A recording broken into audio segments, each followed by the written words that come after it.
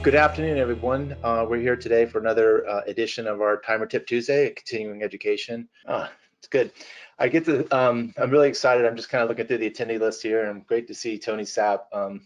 I want you to know, and I'm giving honor to him today. This was actually an idea that we discussed at a summer symposium in Philadelphia. It would have been 2.5 years ago. So great to see that Tony joined. So yeah, we're here today to talk about a new feature that we rolled out called our SOS, our I Need Assistance feature, and we'll be going through that in detail today. This video is going to be actually edited and put on your timer dashboard under the RaceJoy map building area. So it'll be available for you to refer to later, and then also to share with your races and other event organizers that you're working with about this feature and what it could offer in different venues and different types of events. So yeah, we're here as another edition of our Timer Tip Tuesday. Online, we have Chris McDonald, who heads up all these sessions, and I also have Michael, who's a developer, with me on this feature. And then from support side, Chris May is here also, and they'll be answering questions as we go if you have any. So what is the SOS feature, and what are you going to be seeing today? This will be a live demonstration of the feature, and we'll be walking through and seeing how it actually works in real time. We did actually have an event use it this last weekend. So we worked the features and actually worked with another timer, certified timer, Lowell, and actually brought it out for a client this last weekend. So it's been used already, actually, but it is formally being announced this week. And what this feature is all about is to provide really a two-way communication between participants and your operations. And then obviously you've had the ability for quite a long time to communicate back, but we're going to see how that could be used for certain types of venues in a very nice way. So it is an optional feature, and I want to really kind of highlight this several times today in different ways. This is not enabled by default. It is something that has to be decided. It's a decision that you make with your race director and your operations people to see that, yes, this makes sense. This is something that we want. This is the right type of event for this type of feature. And we're kind of authorizing it and verifying that we're going to actually monitor this and respond to these types of events when they happen. So it really is something that is in your toolbox. It's not for every event. It's something that you would want to think about before enabling. And it really is a way to give an additional layer of safety in some regards, but it could be more than safety. It could be really just logistics support for your events. And so we have some very large bike events that really need a feature like this to call out a sag wagon, or to be able to say, I've got a flat tire at this location and drop a pin. But we also have those really long ultra events that go overnight. Overnight events are a really key kind of thing where logistically you want to provide that support to your participants. They need to know that they have a way to reach out immediately to you and that you have a way to communicate back to them. So we're going to see how that could play out. Any type of long distance event, again, I know I kind of called out Tony. I'm really glad to see that he's on the call today. Extreme events. You're in an environment like Alaska where there's bears and different things that can happen. And you need to have a way to give your participants a way to quickly communicate with you as an operations dashboard and be able to communicate back with them and let them know. Medical situations and so forth can happen in any type of ultra or long distance event. When people are really extending themselves physically, a lot of things can go wrong. And so those are other ways that you can provide support for those people that are doing these ultra endurance events. So it really is something to think about as you look at all the possibilities of this feature. Think about the event and think about how you can customize it for those events. And we'll be showing you today during the setup piece how you can really customize things for the type of event that you're doing. Whoops. So what it's all about is giving, during the tracking period only, a way for participants to say, hey, I'm gonna hit a button, I'm gonna hit the SOS button, I wanna communicate, I wanna tell you something. And it could be a lot of different things they could be telling you. They could be telling you that something's going on this trail. This trail's completely got blocked by a tree, or there's somebody that is down and injured. It may not even be me. So you're giving a tool where people during tracking period can hit a button and communicate something to your operations. Those things they can communicate are completely customizable. So again, You can create very different types of messages based on the type of your event. If it's a bike event, the messages are going to be very different than it would be for the Alaska Man Extreme event. So you can really kind of customize the types of things that people would quickly choose from. But of course, they can type their own message. Again, you're giving them a tool. Something can come up that is unexpected, and they can type that message and send that to you. This feature does require a verified enablement. This is the first part. I'll tell you that, again, we'll be looking at the setup. It has to be verified. You're going to be authorizing it to be enabled. You're signing off and verifying that you're going to, monitor this and respond to it, and kind of putting your signature on it as we see that during the setup. There's two types of notifications in this system. One is to your operations dashboard. This can be viewed on any kind of device that you have that can run a browser, and you're able to see these notifications coming in, these SOS messages, and able to see them. One of the things I want to step back about here, this is really important to see and understand, is that the SOS message itself is a pin that's being dropped. It's a latitude, longitude point. Someone's saying something's happening at this point. And even though that participant may continue to move on, which we'll see in our demo today, you're able to see where that particular event happened and kind of drill into that view on your map and see what's going on at that location. So it really is a drop, if you want to think about it, of some event at a given location and a message that's coming into your operations. But we wanted to give you another way of getting notifications. So it's not just to your operations dashboard, hey, this is an event, this is what happened, I'm able to respond, and I'm going to be able to communicate back, and we'll be showing that in the demo. But you also have the ability to set up email notifications.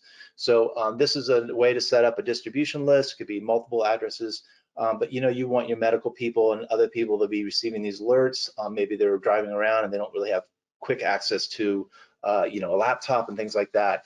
And yet you want them to be receiving these alerts directly. And so you can set up email notifications for these also, in addition to what you have going on with your operations dashboard.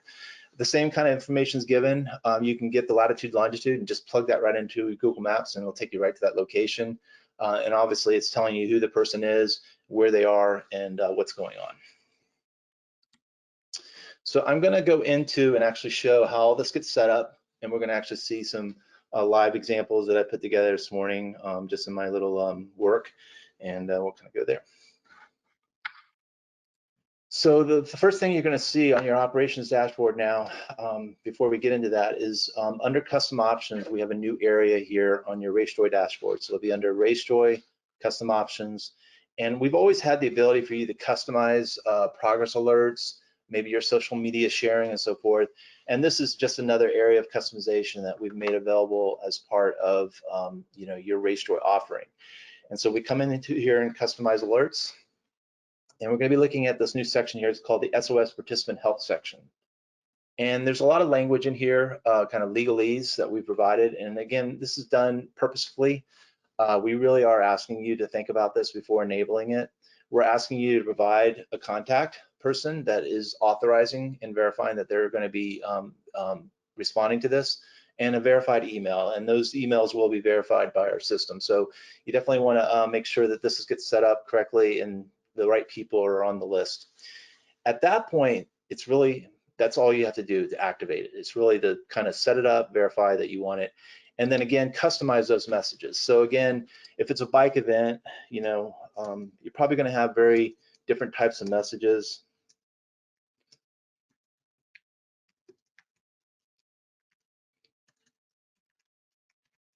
And so forth. And you can just quickly add lots of messages.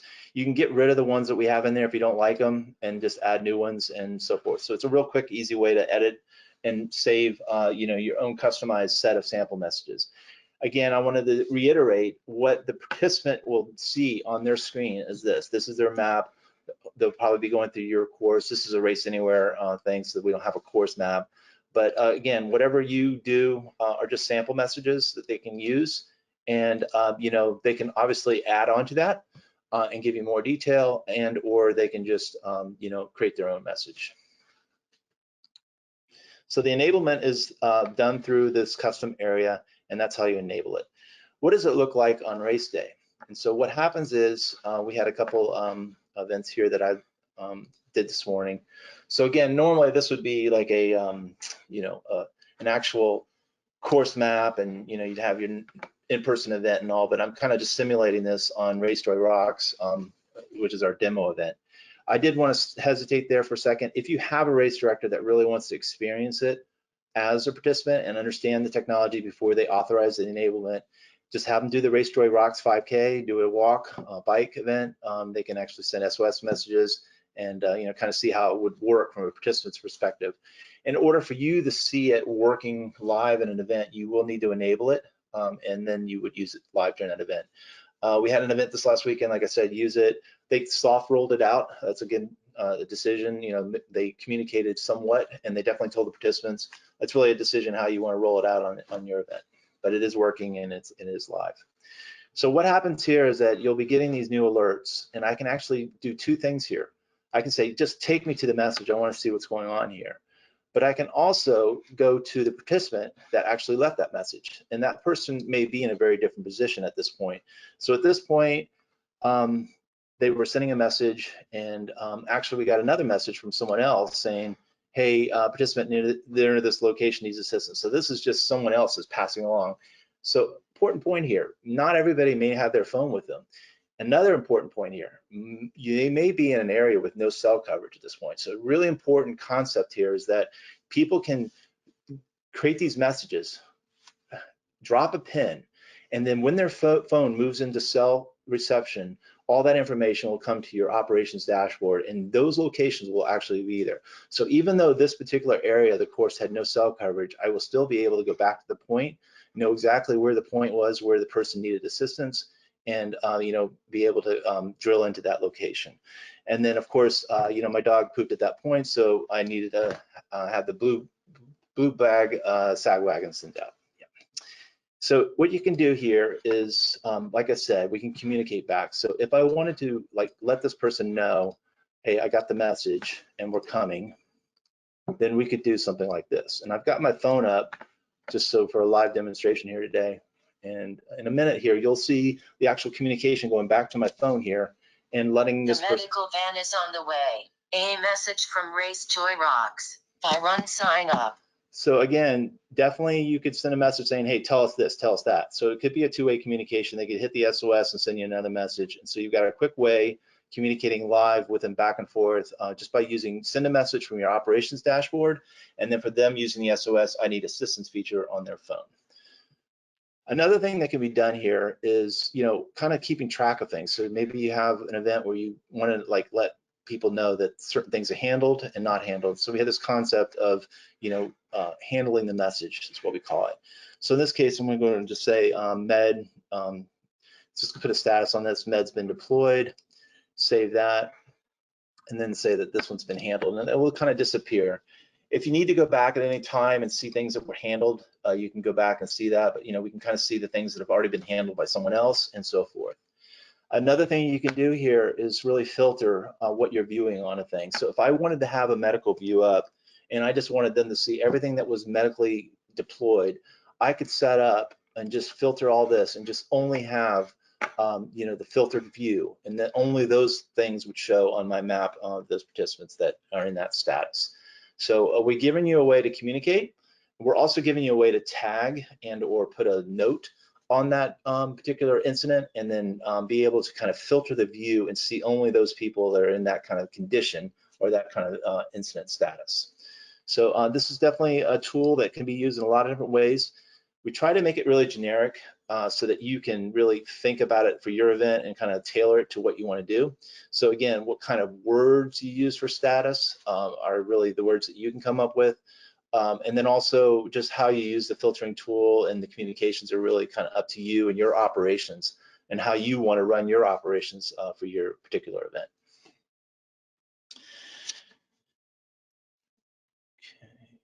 Cover those key points. So again, the communications are also done through email. I kind of showed that.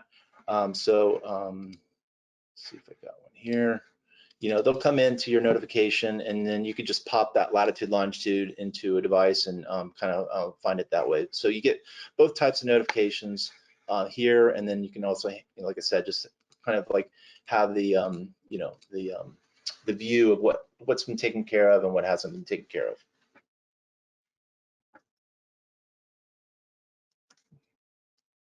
Okay. Back to my view.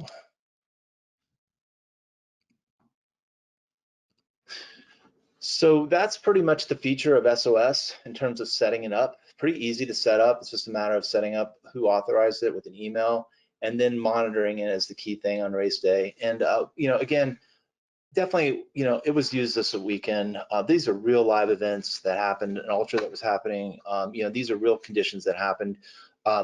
It's really a nice way for people, you can communicate with them saying, hey, we just need to know if you're dropping out of the event and what reason. And so, we had a couple of them in this ultra here in this 100K, and just like, it's nice. The participants were communicating to the operations people, letting them know I'm out doing a medical condition and so forth. And so just helps for logistics on an overnight event, just trying to keep track of people and letting like what's kind of going on. It's a very important kind of tool that they actually rolled out this year on this particular ultra. And they had a 100-miler overnight and 100K.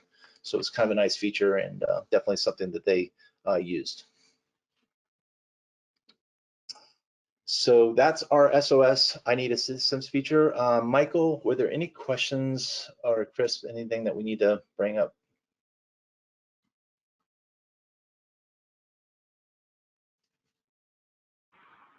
The only question we had was about GPS coordinates, pushing without cell service, and just the fact that it will record the GPS coordinates, but it won't push until they get that cell service back. Yep. And store and forward is a key part of RaceJoy, something that we really worked hard on over the years, and it's really, we continue to make it better and better. It's really important to understand that everything is resident on the phone.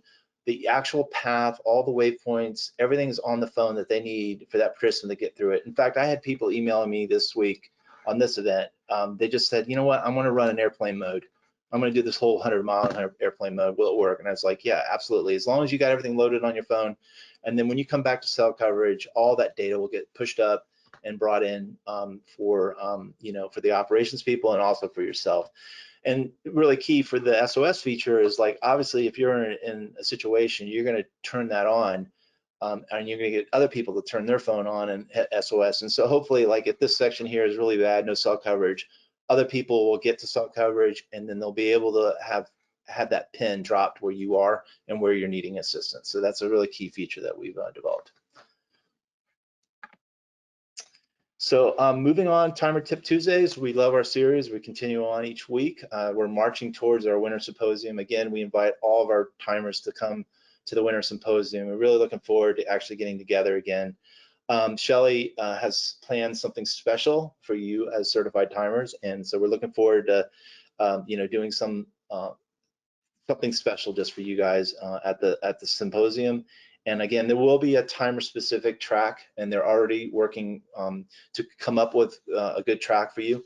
But again, as timers, if you have something that you really wanted to get further training on, and maybe that we're not thinking about, send those ideas to either Chris or Shelly at RunSignup, and they can make sure it's part of the Winter Symposium.